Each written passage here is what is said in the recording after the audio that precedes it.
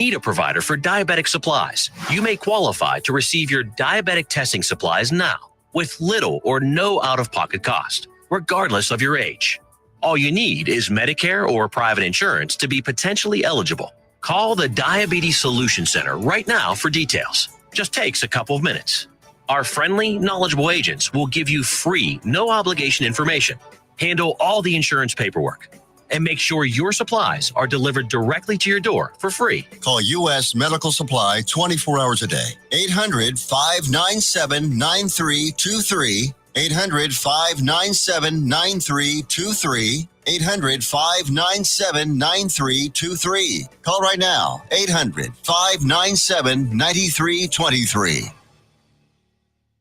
Let's be honest. Wheelchairs are heavy, bulky, and ugly. If you carry a wheelchair in your car to take care of a loved one, you know how hard it is getting that clunky, old-style wheelchair in and out of your car. Introducing the Feather Chair Wheelchair. At 13 pounds, it's the world's lightest wheelchair. It folds in seconds and fits neatly in your trunk, backseat, or closet, so you can take it everywhere. And it's only available right here. Order yours today and get a free wheelchair case, a $50 value, yours free. The Feather Chair. The world's lightest wheelchair is just $4.99 with easy payments as low as $16 a month. Sorry, no Medicare or insurance accepted. So call right now to order yours. 800-823-5826. 800-823-5826. 800-823-5826. That's 800-823-5826. If you are trying to quit drinking or doing too many drugs, listen to me.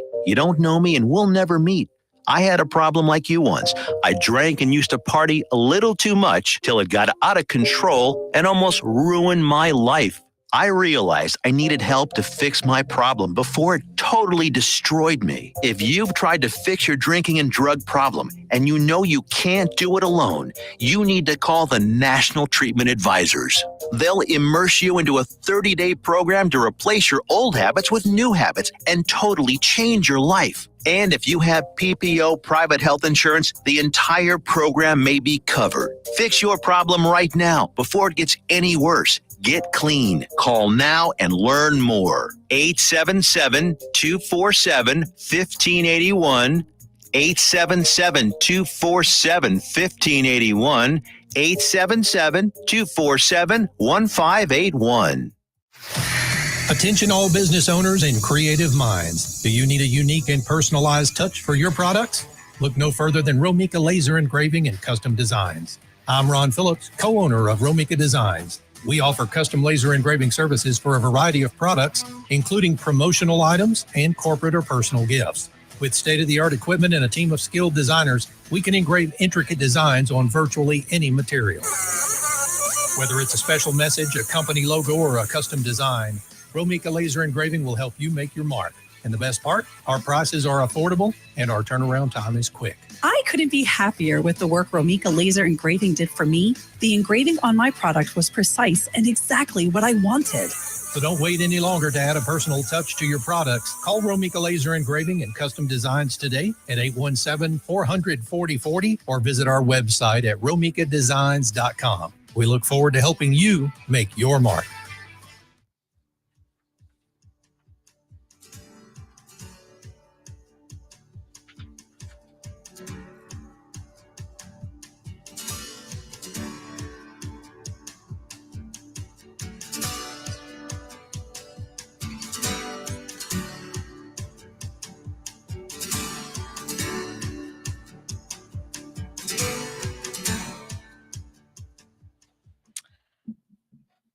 Hi, welcome to Life's a Common Thread. I'm Sonia V.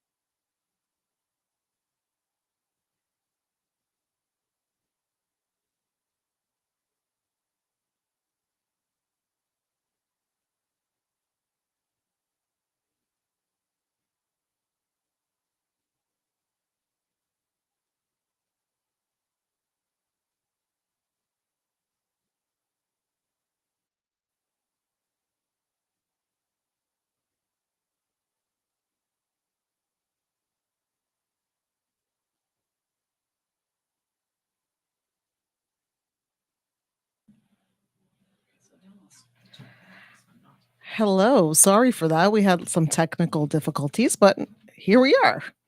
We're back at it. So I'm Sonia V. Welcome to A Common Thread, the wins, the losses, and the curveballs of life. So as you can see, Eva is not here this week. She'll be gone actually until the middle of September. She's on a mission trip in Iceland. I'm so jealous, but she will be back and join us soon. And until then, we're going to have some guests joining us. Today I have Miss Angee Armstrong. Angee and I have known each other for a long time. And we actually did our CPE, our clinical pastoral education at Hughley here down the street. And we did 3 units together. So to be a board certified chaplain, you need to have 4. So we did 3 out of 4 together. And we go to church together too. So, and anyway, we've been talking about grief for the last 2 weeks. So this is week 3.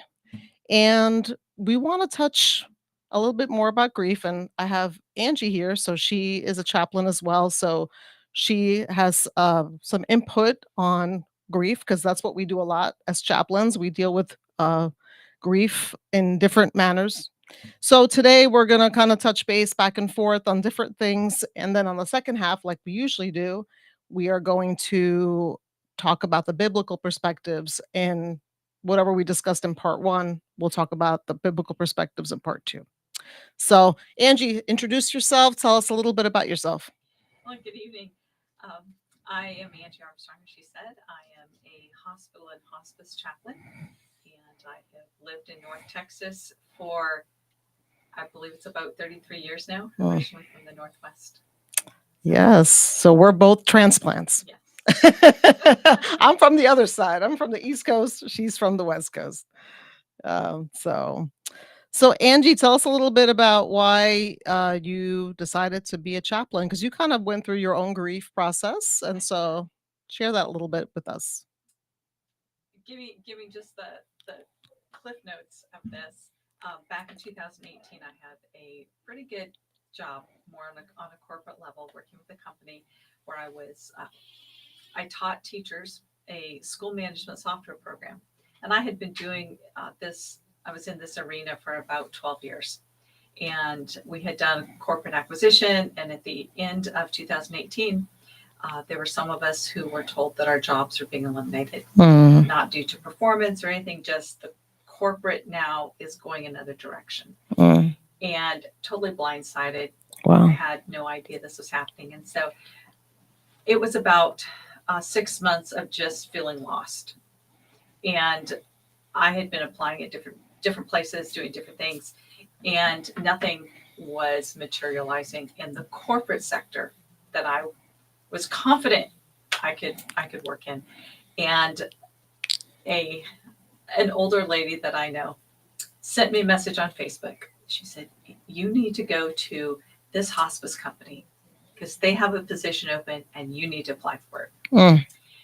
And in the back of my mind, I thought, "Oh, that's so sweet of you." Patted her on the back and went on. Because that is not what I am going to do.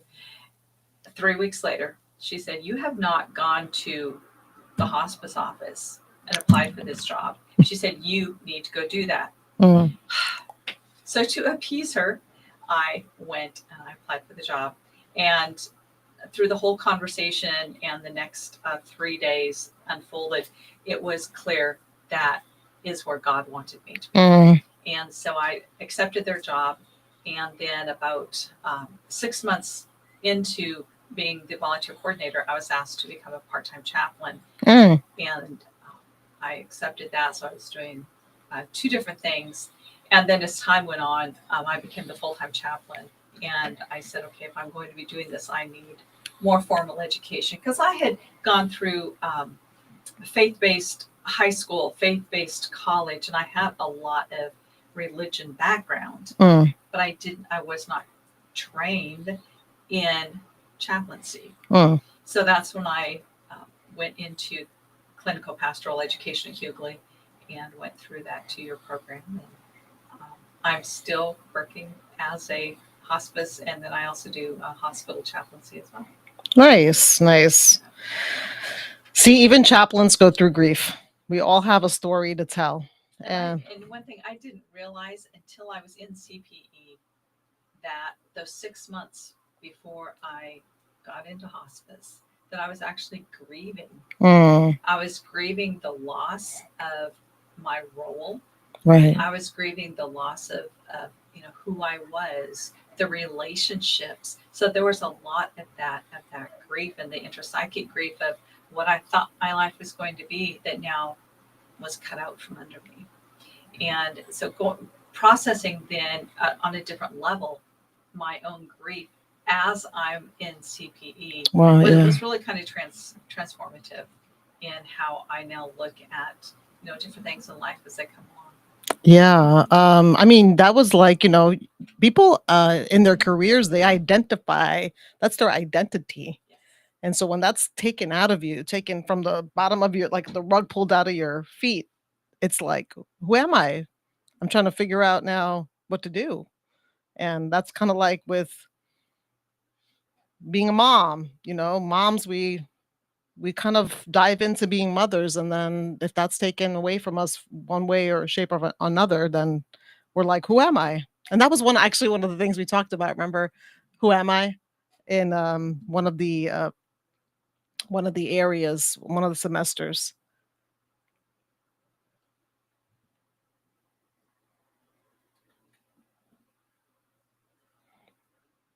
So I actually wanted you to touch base on that. Like 2 weeks ago, we talked about different types of grief. And so now you mentioned the grief that you went through.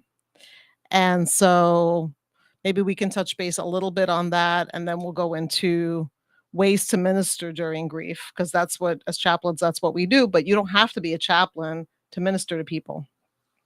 So Angee's going to touch on some. She already gave an example of her personal grief and touch on that a little bit.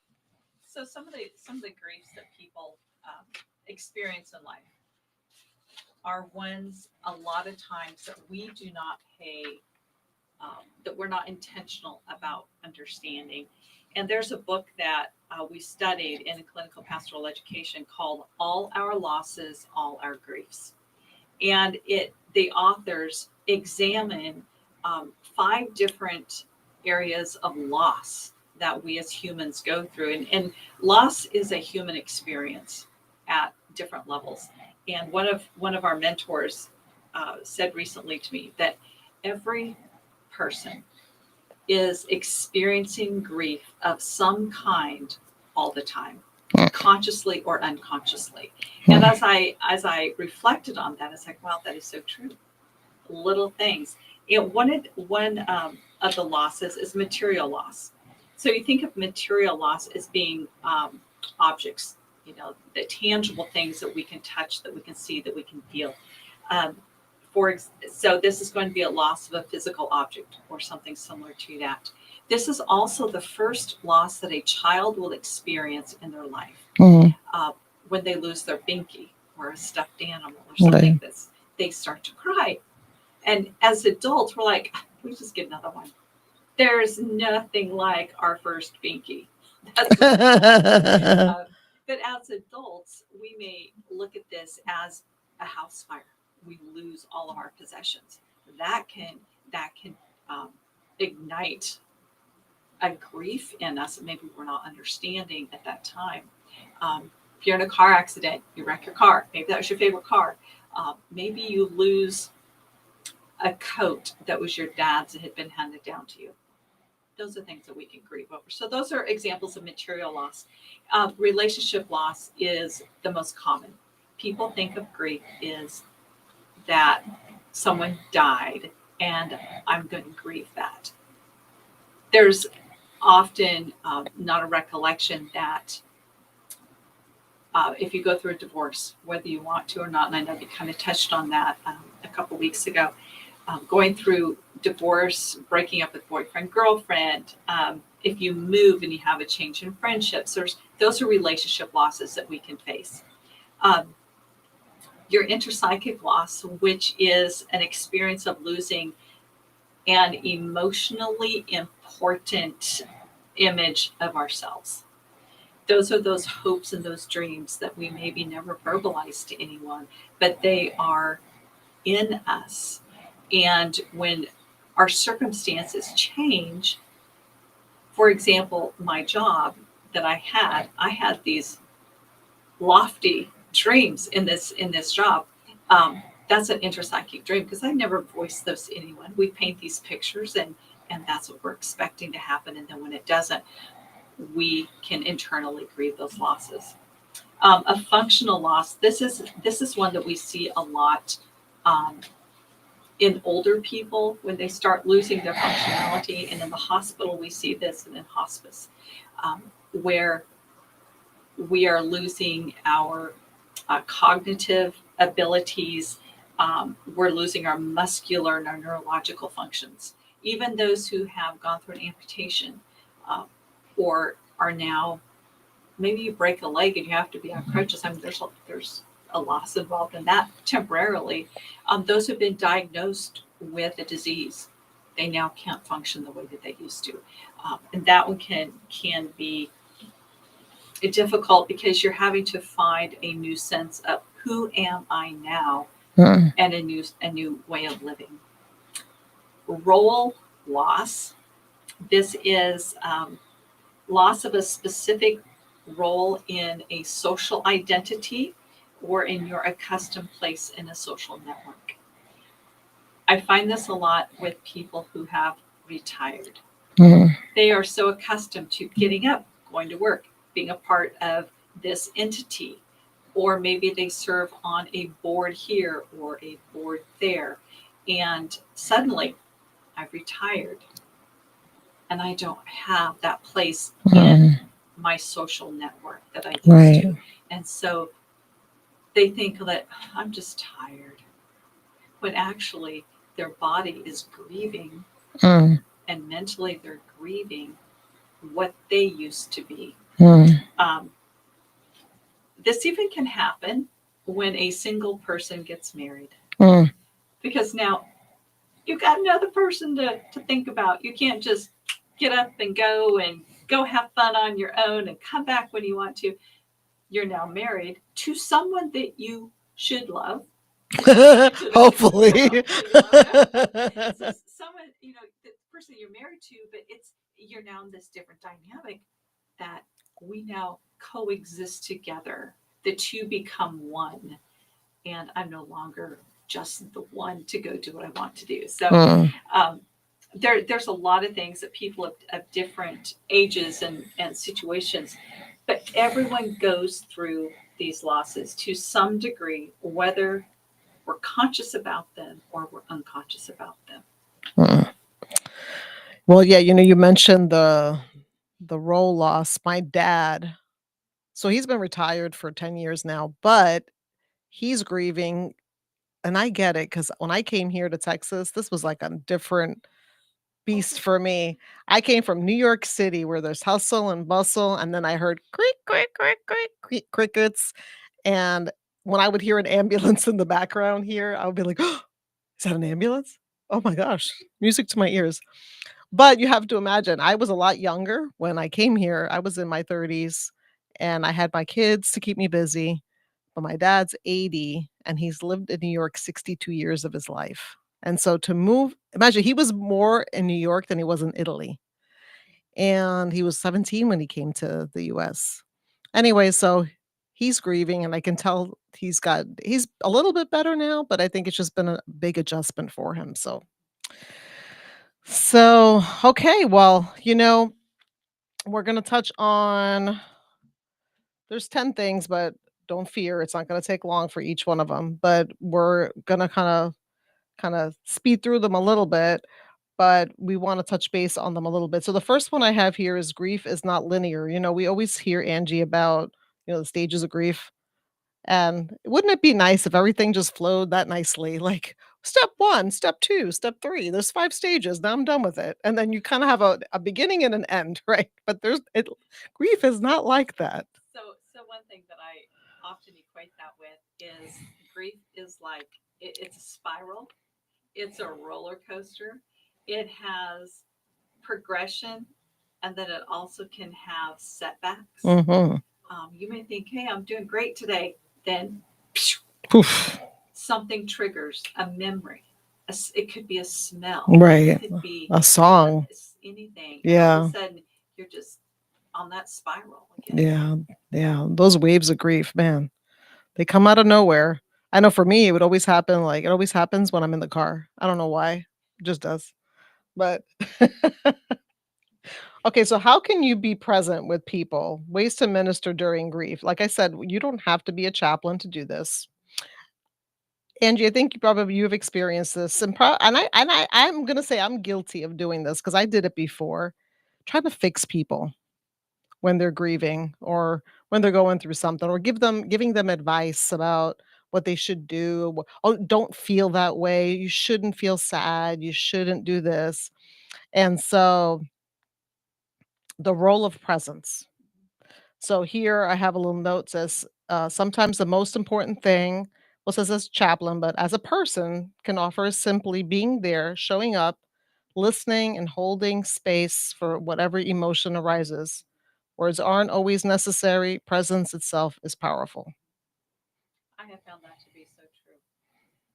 When I first started hospice chaplaincy, I remember I walked into a room and the loved one was actively dying. Mm, And they called me just to be there. And I was looking around the room thinking, okay, who do I need to go stand with?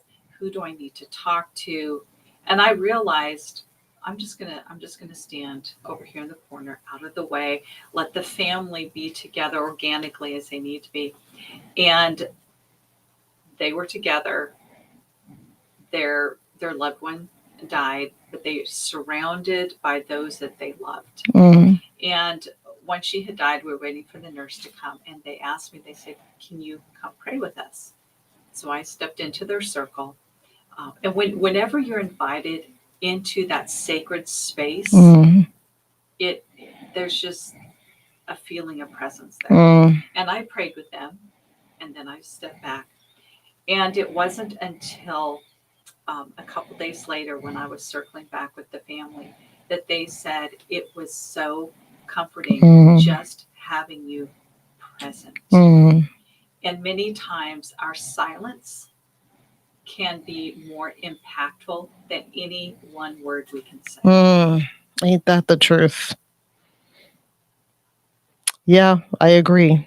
I know I've had moments, and it's funny how when you're present with someone, people can tell when you're present and when you're like somewhere else. And it's that sacredness and that safety that they feel with you because they feel that you are really there for them and no one else. And so yeah, presence is it's a gift that you can give somebody. So the number 3 is spiritual support, not just religious. Chaplaincy isn't just about specific religious practices, it's about supporting the spiritual needs of people from all backgrounds, including those who identify as spiritual but not religious, agnostic, or even atheist. And so, as chaplains, we're not there to convert anybody, we're there just to be present. And a friend of mine said, this love is one of the ways God shows us, but then presence is another way God shows us. And I think we always try to defend God with our words, but the greatest defense for me of who God is our character. And if we can show up in a room and to them, God, like we represent God, right? When you walked in the room, but you don't have to be a chaplain to do that. The sacredness comes from you just being there and just being comfortable with the uncomfortableness, right? Because that's the issue. A lot of times we fill the space with words because we feel uncomfortable with the silence. We got to say something because this is awkward. That was one thing that early on, you have to be comfortable with silence.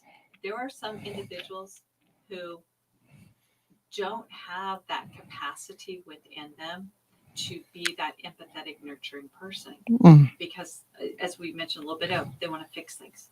What can I do? What can I do? What can I do?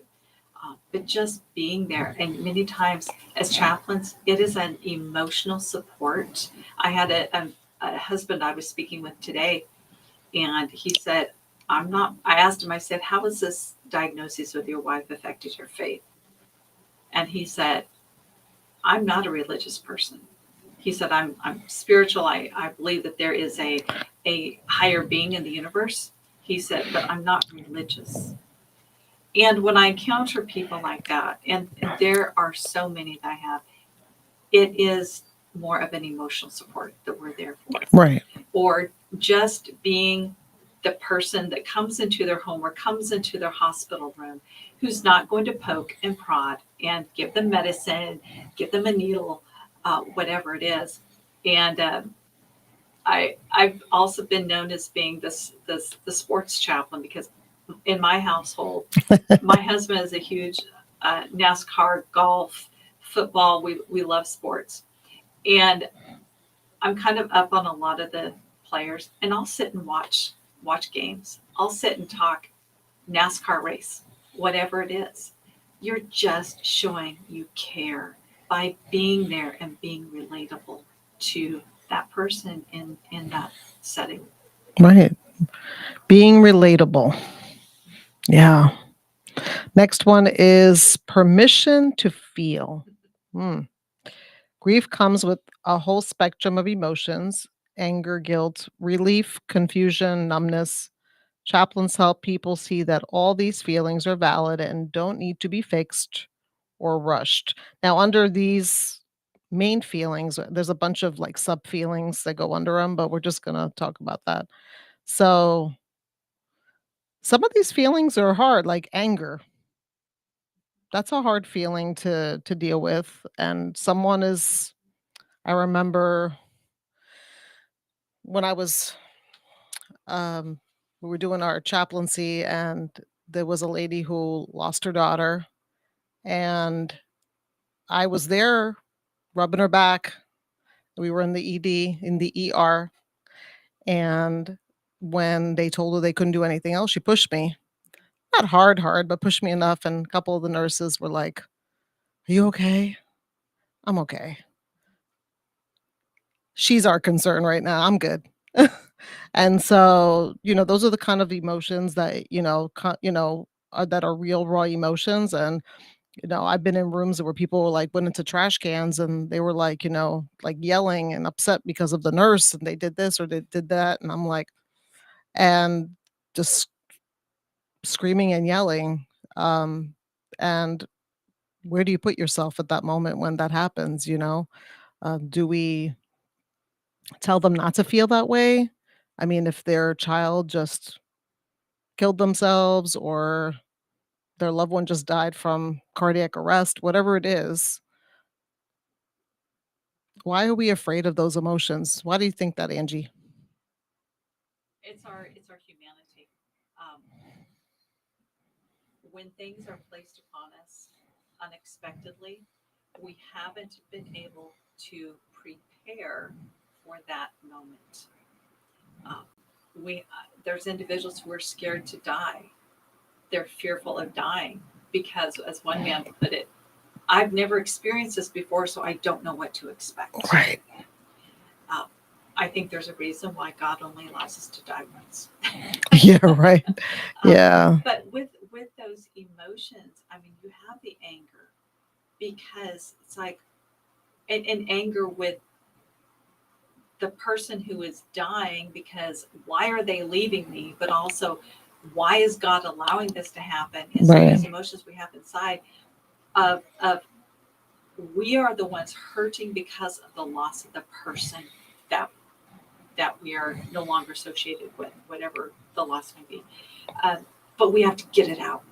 And so we're going to yell, or, that first person is right there, whether it's the nurse, whether it's another family member. And we can also have denial as to why this is happening. And I've shared this experience about when my dad died 2.5 years ago. I have journeyed with hundreds of families in death, but when I was standing at his bedside and he was actively dying. And I all of a sudden just emotionally collapsed. That's our music. Hold that thought. We'll be back in 2 minutes. Please come back for the second half.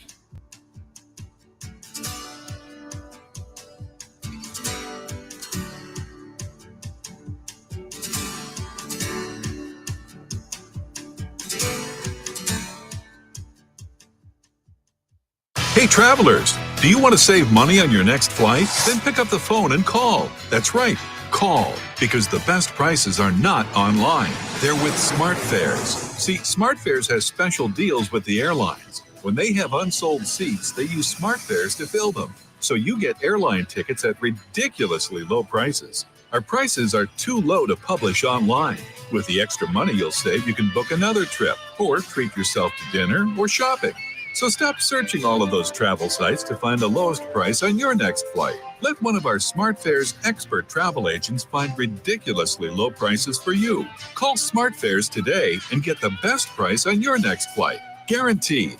Also, save up to 50% off business and first class tickets. 855-325-1820. 855-325-1820. That's 855-325-1820. Have you ever met a single person in your life that enjoys paying taxes? No, no one does. If you can't sleep at night because you have a huge problem with the IRS, I've got some free advice for you. This service is strictly limited to individuals that owe the IRS $10,000 or more in back taxes. And if you qualify, we can guarantee that you won't be writing a big fat check to the IRS, or our services cost you nothing. The first 100 people that call today will get a free tax consultation worth $500. Stop worrying about your IRS problem. We can help you, we promise. Call the tax doctor right now. I mean right now, to learn more. 800-240-4587. 800-240-4587. 800-240-4587. That's 800-240-4587.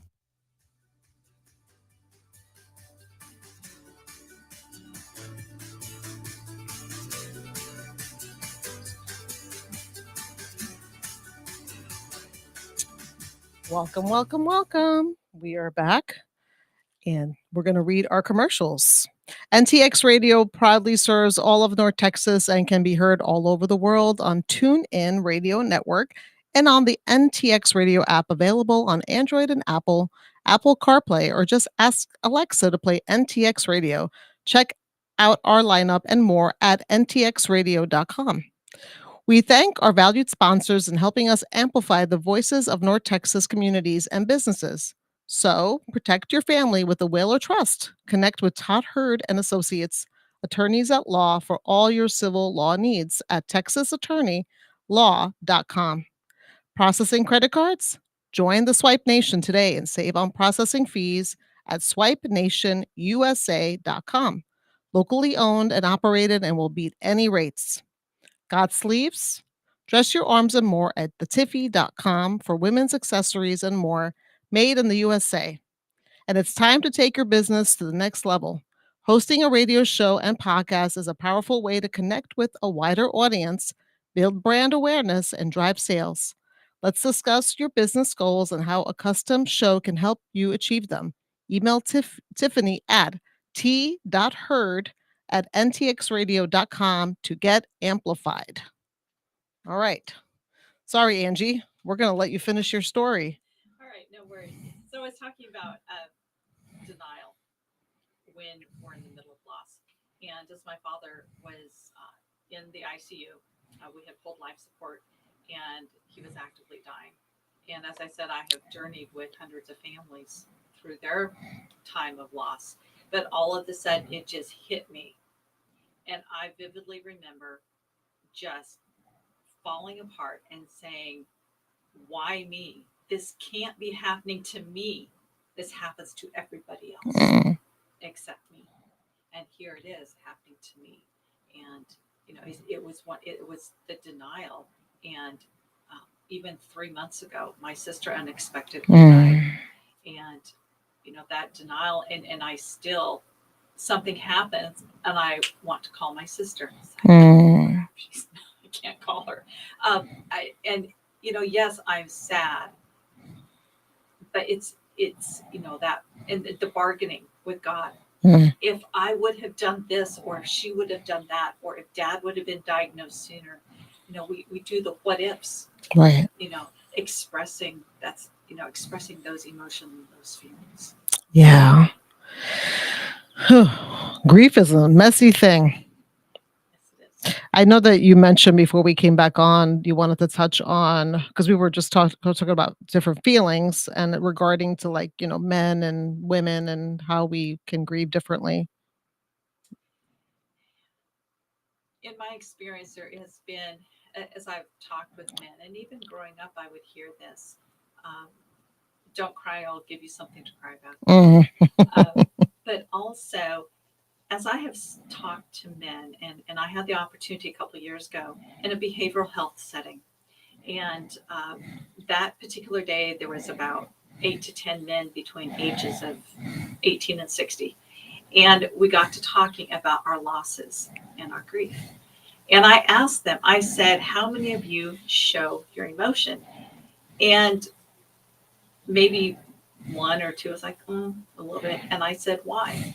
Mm. And they said, well, men just don't. Because they had been told grown men don't cry. Right.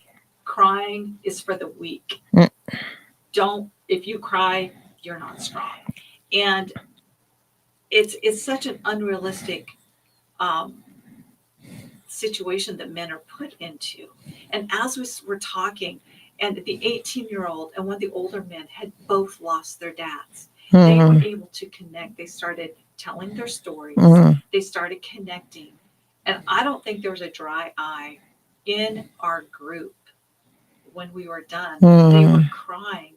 And a couple of them said, this has been so therapeutic. Mhm. It's like a burden has been lifted. They were able to show their emotion. Mhm. So I always encourage men that even though society has told them that men don't cry, Mm.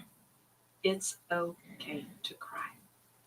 It is. God made us as emotional creatures, and even, Jesus wept. Yes, It is okay to cry. it is. And he's God. Imagine the strongest being ever. And he shed a tear. And it's funny because you said the different in age of those people. And so our podcast is a common thread. And it's like these two different age groups, right? Like I guess that would be like what is that, Gen Gen Z, Z? And then you have probably he guess he was like a baby baby boomer. boomer, right? And but the common thread was that they both lost someone that they loved and they could share those tears together. So, okay, number 5, ritual and meaning making. Rituals, big or small, traditional or improvised, can help people process loss and find meaning. Chaplains often help individuals and families create or adapt rituals that are personally significant. Again, you don't have to be a chaplain to do this. So, one way, for instance, I have something coming up at the hospital where my son passed away. They do it every year, but they're doing it at the botanical gardens this year. And I invited a couple of friends to go with us because that's for me, that gives meaning to me to have them come with me. But I'm creating that for myself, right? But also, me going to that gives meaning to me because it helps me remember my son. And so there's things that we can do for those that we love. Um, like, let's say a birthday comes up. We can maybe that person that passed away liked lasagna, and we can make a lasagna and bring it to that wife, let's say, that lost her husband. You don't know how far that can go for somebody, but they're like, "Oh, yeah, that was his favorite food." Or maybe going to their favorite restaurant. It doesn't have to be anything big and glorious. It's just something that would give meaning to that person. So, supporting the supporters. Grief touches not only those who directly experience loss, but also caregivers, friends, and professionals. So those that are in the fields, like that are in healthcare, like I remember during COVID, that was huge because there was a lot of loss during that time, and a lot of the healthcare people involved in healthcare were really touched directly, and they experienced that was like PTSD. Yes, yes, it is. That's one thing um, when I'm at the hospital and there is a crisis that has happened, a cardiac arrest, the patient doesn't make it. I mean, we've had some pretty traumatic things that happened. Um, Step away for 5 minutes and debrief. Go outside, take a deep breath, just take a moment for yourself. Self-care has become like a cliche phrase now, but it is so important to do that and to find a bereavement support group. In the hospice organization that I work with, we try to bring in at least once or twice a year an expert in the field that will talk to us about bereavement, because we lose patients just in one part, the Johnson County area of our organization. We lost 6 patients over the weekend. Wow. And the impact that is on the nurses, and it's over 5 nurses and 5 home health aides, but still that's our third team lost 6 people. And so it impacts us differently as healthcare providers because we develop those relationships. Right.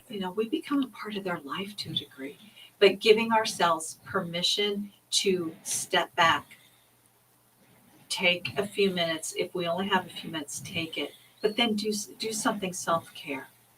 Buy a flower to remember the person, and then kind of, do something that we are then releasing that and taking care of ourselves. Yeah. And encourage our families, for those who are the care providers, to make sure they're eating, they're drinking, they're taking care of themselves. Yes, because we tend to forget to take care of ourselves when we're taking care of other people. So, and you can't give what you don't have. So I know it's a cliche and we hear it all the time, but it really is important to take care of yourself when you're going through a loss or you're a caregiver. Listening as healing. In a world that often wants to offer advice or cheer up the grieving, what says chaplains are trained to listen deeply without judgment or agenda. Sometimes being truly heard is what begins the healing. That's where listening to hear and not listening to respond. So often we want to interject. Someone is talking and we want to give our 2 cents worth or share our experience on what is happening. And when you do that, it can make that person who is hurting, or that person that's sharing their story, make them feel insignificant because you've now treaded in their sacred circle. And so if we can learn to listen, to hear, and not listen to respond, right, it makes a huge difference. Well, because we're not present when you're doing that, because you're trying to think of what to say. I remember walking into a room. This must have been about a year ago. I walked into and it's funny because you were talking about men and emotions. For me, the greatest compliment, and I really don't try to make people cry, but the greatest compliment is when a man can shed tears in my presence and they hardly know me, because that says a lot about them feeling comfortable. And so I walked into this room and this man had a lot going on physically and then a lot of other things that were happening, because you know how it is when you're in a hospital bed, you're sitting there for a long time, you have a lot to think about, regrets and all the losses you've had over the years. Anyway, so we visited for a while, maybe about an hour. And at the end of the visit, he was like, "You're so easy to talk to." And I said, "What makes me easy to talk to?" And he said, "Because I know that you're here with me."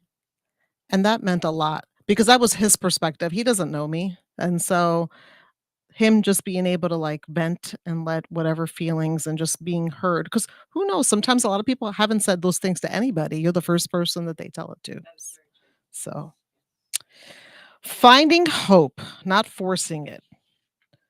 Chaplains walk alongside people in the darkest times, gently exploring where hope might be found, but never pushing for premature resolution or silver linings. Remember in CPE, that was always like, why did you say that? Like if you were like somebody was having a moment and you kind of digressed and went a different direction with something, maybe tried to maybe told a joke or change the subject or what are you watching on TV kind of thing, kind of like to digress it. So so it's important for people to have hope because we want them to have hope. We can share something hopeful, but not I think what happens is when you do that, I think you minimize their pain and trying to cheer them up and help them forget. Trust and believe that when somebody's going through grief, they have not forgotten their loss, but they push through because what choice do you have? Right? So, cultural sensitivity. Grief is experienced and expressed differently across cultures. Good chaplaincy is sensitive to these differences and seeks to honor each person's traditions and beliefs. Again, going back to this doesn't have to be a chaplain. This is what we do as a profession. We're trained to do a lot of these things. And some of them, I think, are gifts that we have. Naturally they come to us. But as a person, you can do this too for knowing maybe being sensitive to knowing the person's culture, like even like, are they Buddhist? Are they Hindu? Are they, they're maybe or what type of Christianity are they? Because different Christians do different things. And also culturally, as far as you have Italian in them, in you have Italian, and you may process culturally your grieving cycle differently than say maybe a Hispanic family or a family from Africa who has completely different cultures. Right. And in those cultures, they express differently as well. Some may just go completely internal and show no emotion. And some may just be, the waving of the arms and literally the wailing. Yeah. We have to be culturally sensitive as a society, as professionals, and just as friends, that they may grieve different than I do, but that's how they're comfortable doing it. Right. And to be accepting. If you're not comfortable there, let's take a step back, let them grieve, and don't tell someone how they should be grieving. Because grief is as individual as our thumbprint. Yes, it truly is. The last one, the power of silence. Sometimes silence says more than words. Chaplains are comfortable with silence, understanding that it can be a profound part of the grieving process. Well, silence is not just like I said. We feel uncomfortable. Like it's like being on the phone, and all of a sudden, like you don't say anything for 20 seconds. 20 seconds on the phone is a long time to be silent, and you're kind of like, "Hello, hello, are you there?" And so I remember when I used to be a teacher, the one way I used to get kids to like hear me, I would be like, "Okay, class, are we gonna settle down now?" I would whisper and they would all look at me. So there's something to be said about silence.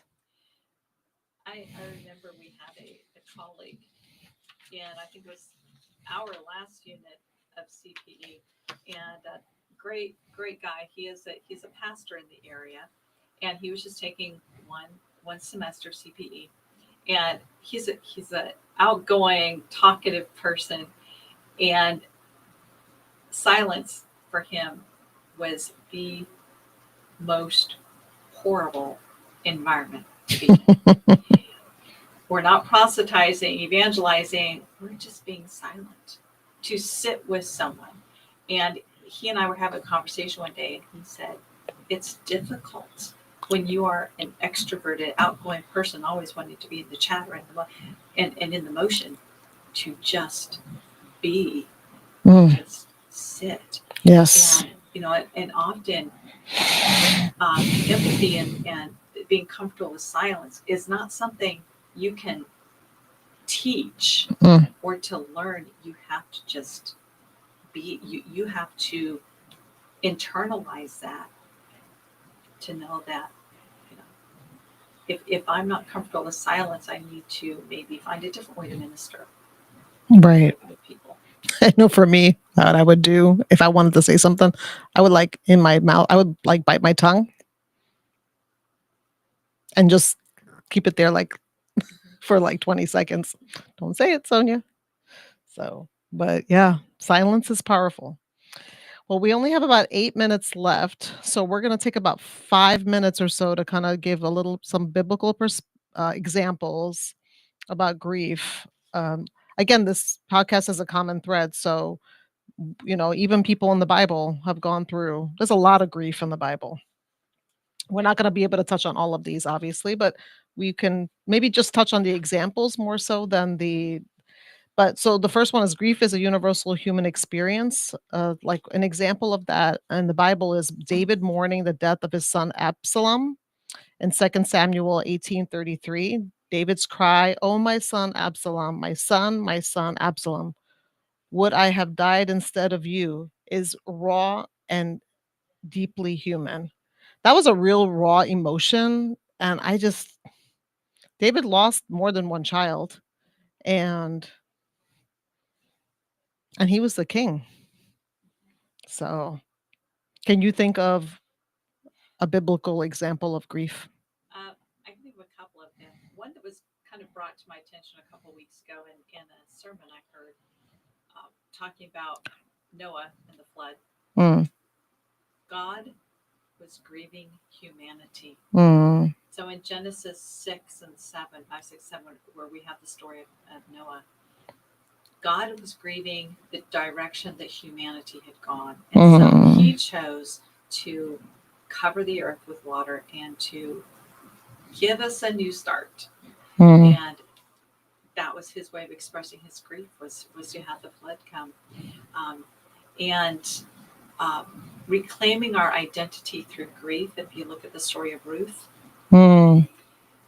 she was grieving the loss of her husband, of her country and everything. And she went to her mother-in-law and said, "Where you go, I will go." And that's how she was dealt with her grief. And then, the greatest example of Jesus in John 11:35. That text may be the shortest, one of the shortest in the Bible, but it's also one of the most powerful, where it says Jesus wept when he was at the tomb of Lazarus. Right.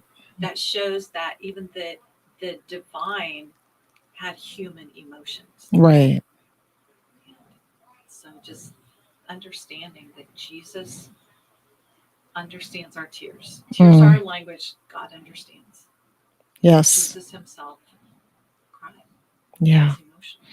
I mean, in Psalms, it even says that he bottles our tears. When I saw that verse for the first time, I cried because I thought, man, that's comforting to know that God does that. So, there's one here that says,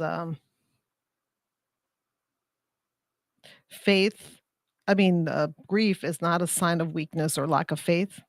And we were just talking about what you said. Actually, it was funny because that was the next one. Many faithful figures in scripture experience deep sorrow, showing that grief is not incompatible with faith. And so it talks about Jesus wept at the tomb of Lazarus. Even knowing he would raise Lazarus, Jesus allowed himself to feel and express grief. So we wouldn't say that Jesus didn't have faith, right? Although he knew. So I didn't say it, the Bible did.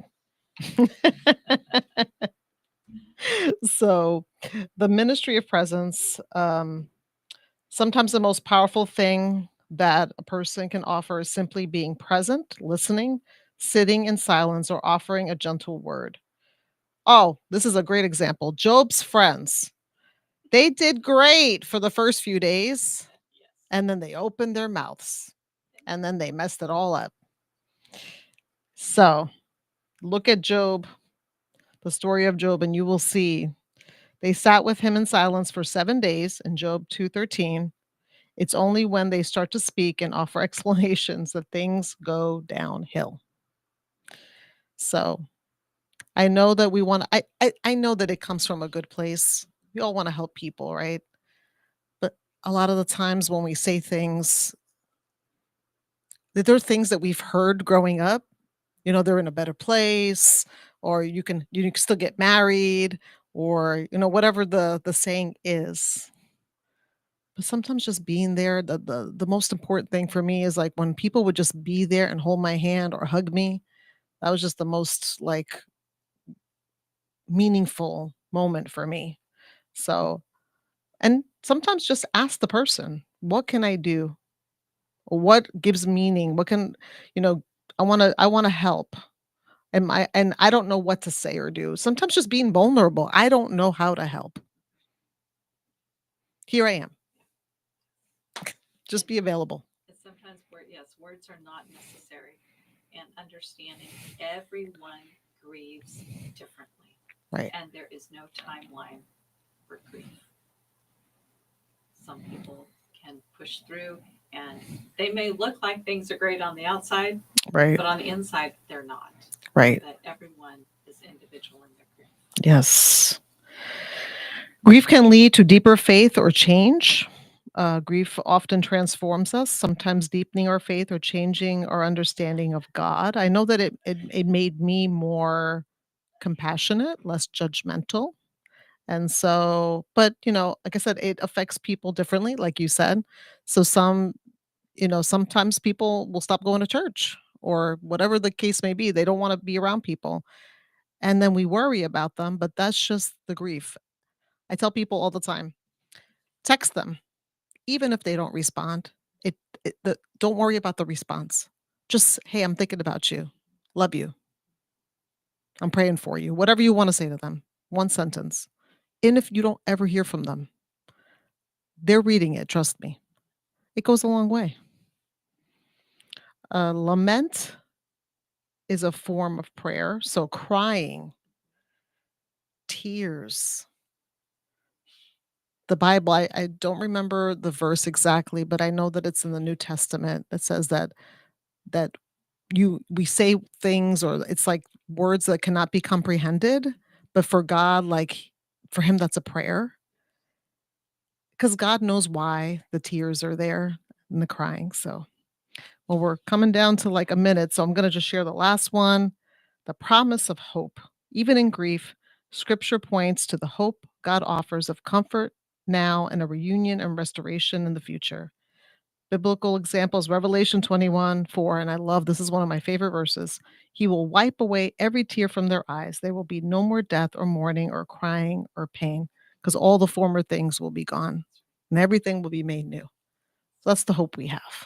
That is a blessed hope. Yes. So, well, I am so happy that you got to join me today. Well, thank you. I had my chaplain friend with me today. Thank you very much. Yeah. Yeah. So thanks for joining us today.